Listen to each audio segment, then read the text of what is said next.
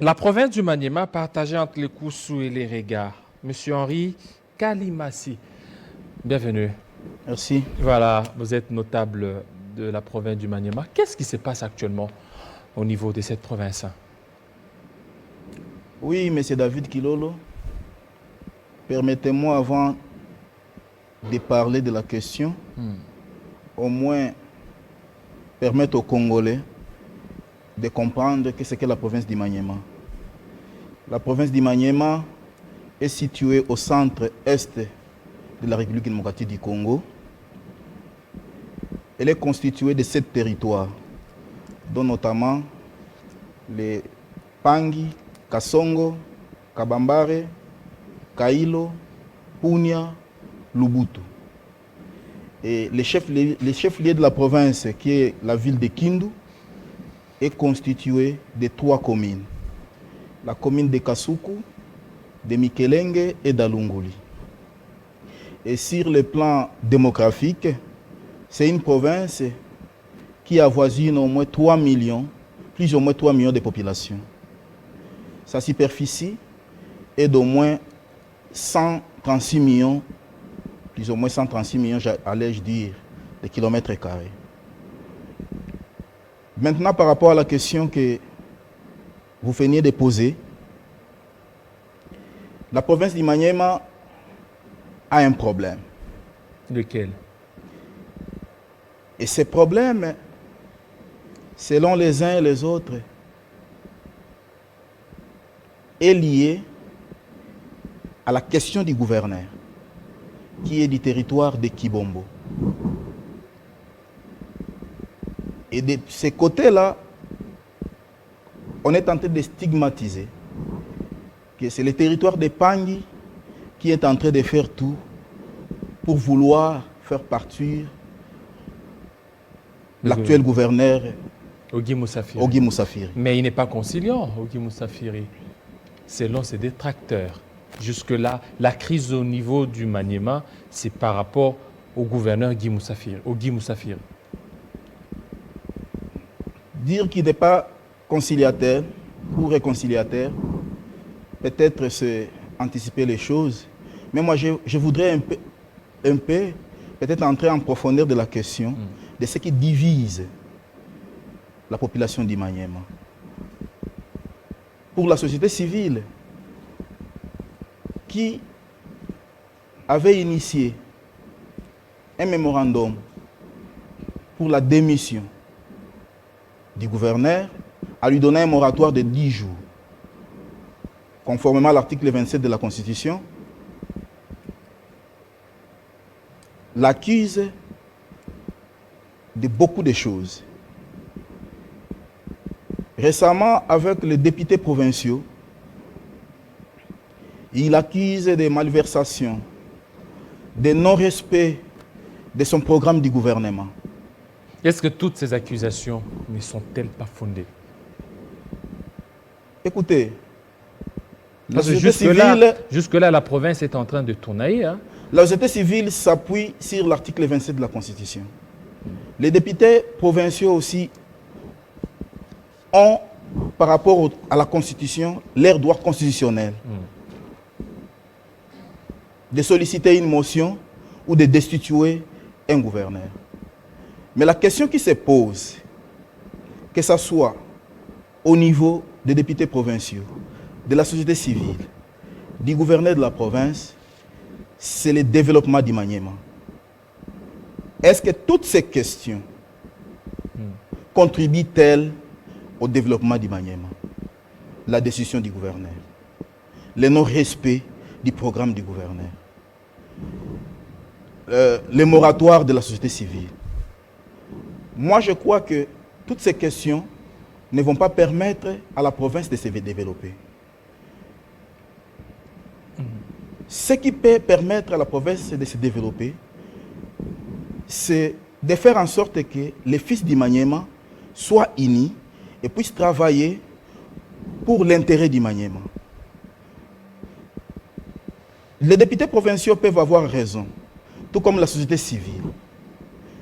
Mais ils doivent se mettre en tête que, à la manière dont le pays fonctionne aujourd'hui, peut-être ce n'est pas la faute du gouverneur. Peut-être aussi, le gouverneur, par rapport aux moyens, ne sait pas répondre aux problèmes que les deux parties lui posent. Alors, mais en fait, c'est ça. Mais alors, pourquoi les notables qui sont ici à Kinshasa, Matata Ponyo, Alexis Tambo Mwamba, Ramazan Chadari, n'arrivent pas à maîtriser la situation? Ils devaient certainement impulser pour que les choses puissent aller dans un sens positif.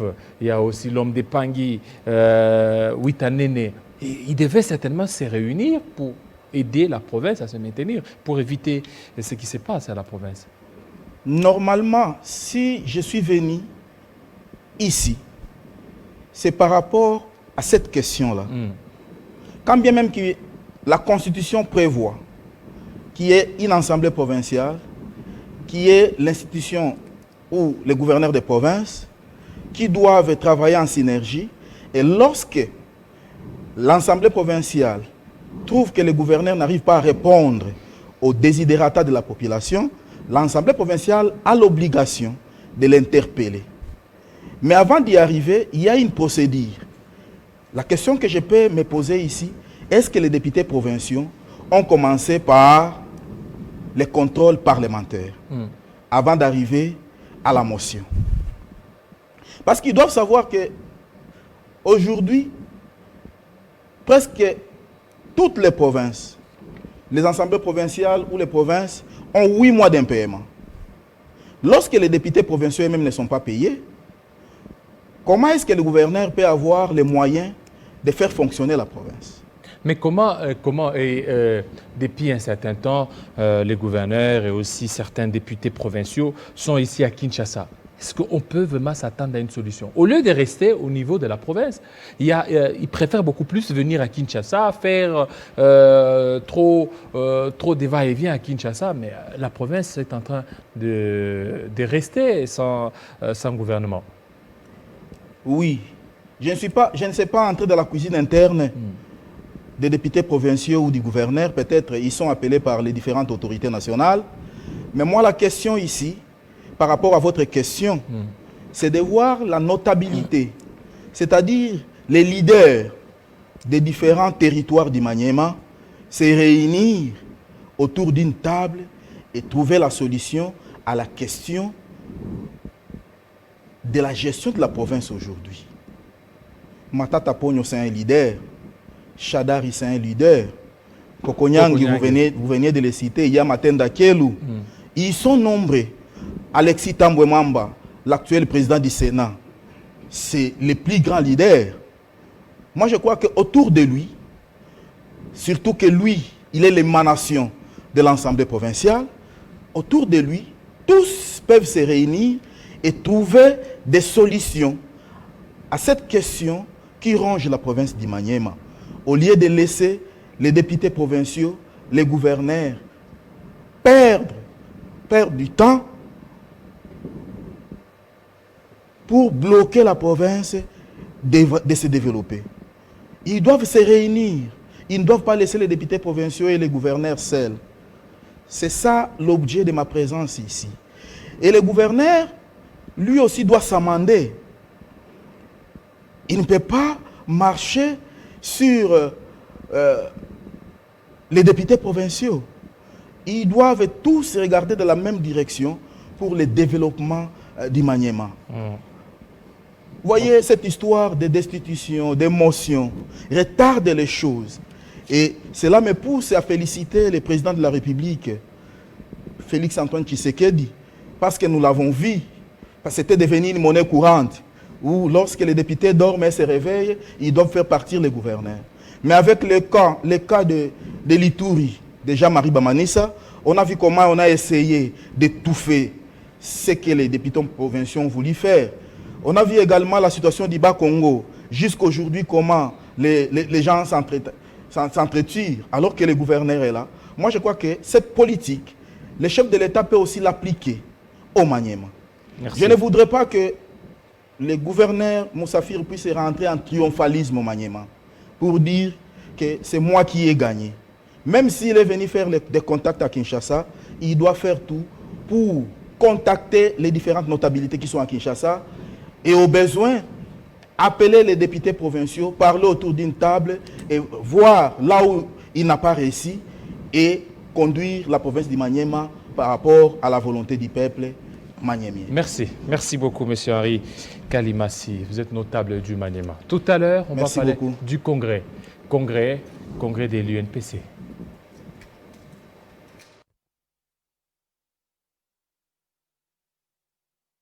Finalement, qui a le monopole de la rue? Vous êtes dans votre militantisme politique. Vous, c'est qui? Vous n'avez jamais été militant. Les journalistes en confront. D'ailleurs, je crois que c'était une bourde. Mais est-ce que le Premier ministre était à l'hôpital? Programme de son du chef de l'État. Oui. L'argent a été déboursé là pour 17 millions. Jusqu'aujourd'hui, on ne voit rien. Félix Tshisekedi n'est pas un président de Kimi. Mais la France est stable, non? Tous les Congolais. Malgré les gilets jaunes. Ça, c'est la première chose.